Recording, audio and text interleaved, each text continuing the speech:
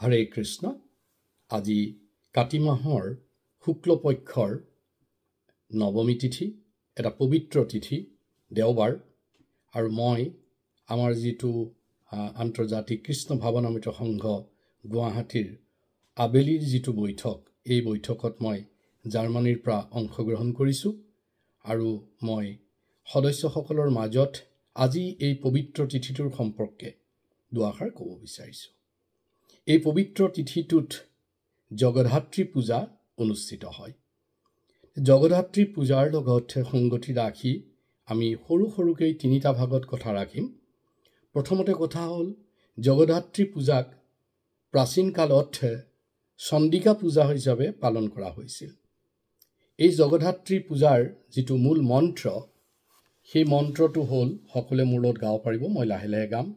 ওম মহাদেৱৈ বিদ্মহে সিংহ বাহন্যে ধীমহি তন্নো দেৱী প্ৰচোদয়াৎ। আৰু এবাৰ মই গাই দিছোঁ, এবাৰ আৰু লাহে লাহে গাম, সকলোৱে মোৰ লগত গাব। ওম মহাদেৱৈ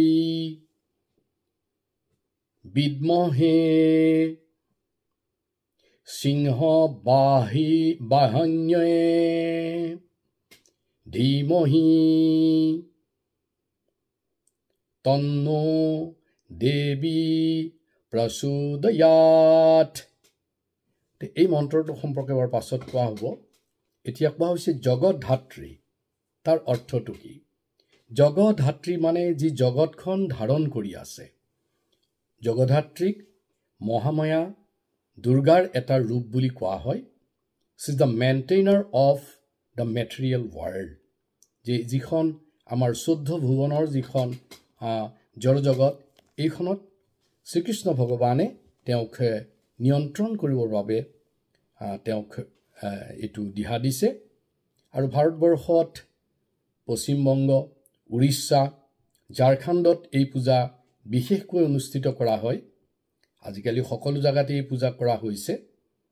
আৰু উৰিষ্যাৰ বিশেষকৈ বাৰীপাৰা আৰু পশ্চিমবংগৰ হুগলী ডিষ্ট্ৰিক্টৰ চন্দননগৰ, তাৰপিছত আমাৰ ইস্কন য'ত আছে নদিয়া জিলাত কৃষ্ণনগৰত, আৰু উত্তৰ 24 পৰগনাত ইছাপুৰ নৱাবগঞ্জত খুব ধুমধামেৰে 5 দিনীয়াকৈ এই জগধাত্ৰী পূজা অনুষ্ঠিত হয়।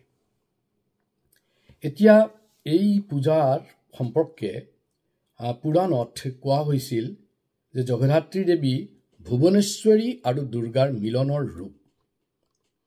আৰু এখন আমাৰ গ্ৰন্থ কেনোপনিষদত কোৱা হৈছিল, এটা খুব সুন্দৰ এটা কাহিনী আছে, এইটো সকলোৱে মন দি শুনক, যে দুৰ্গাই যেতিয়া মহিষাসুৰক নিধন কৰিছিল, তাৰ পাছত স্বৰ্গৰ দেৱতাসকলে দুৰ্গা দেৱীৰ শক্তিৰ কথা লাহে লাহে পাহৰি গ'ল।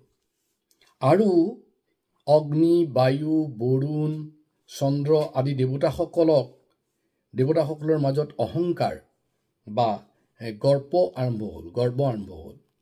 তেতিয়া দেৱী দুৰ্গাই তেওঁলোকৰ গৰ্ব, অহংকাৰ বা দৰ্প শূন্য কৰিবলৈ মা দুৰ্গাই, পাৰ্বতীয়ে তেওঁলোকৰ সন্মুখত উপস্থিত হ'লি আৰু তেওঁলোকক এটা সৰু কাম কৰিব দিলে।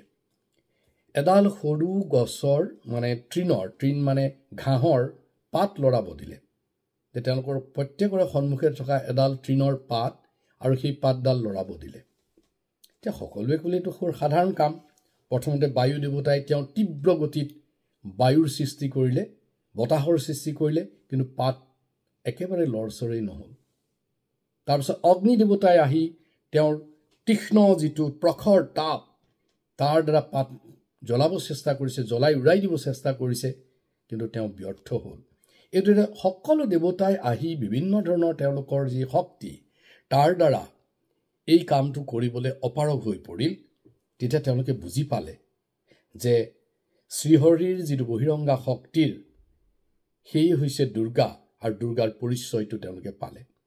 তেতিয়া দেৱীয়ে তেওঁলোকৰ সন্মুখত জগধাত্ৰীৰ ৰূপ ধাৰণ কৰিলে আৰু সিংহৰ ওপৰত উঠি তেওঁৰ বাহন সিংহ আপোনালোকে ডিপিখনত মোৰ দেখিবলৈ পাব সিংহৰ ওপৰত তেওঁ অধিষ্ঠাতা হৈ থাকে সিংহৰ ওপৰত বহি এটা অসুৰ আছিলে তাৰ নাম আছিলে কুৰেন্দ্ৰচুৰ এই কুৰেন্দ্ৰচুৰ যিটো অসুৰ সি হাতীৰ ৰূপত আছিল তাৰ ওপৰেদি সিংহটো চলি গ'ল আৰু সিংহৰ নখেৰে সেই হাতীটোক আঘাত কৰিব ধৰিলে আচলতে এইটো এটা সাংকেতিক কথা আছিল সিংহ হৈছিলে এই দেৱদেৱতা ৩৩ কোটি দেৱতাসকলৰ অহংকাৰ গৰ্ব এই দৰ্পৰ এটা প্ৰতীক আৰু এই জগধাত্ৰী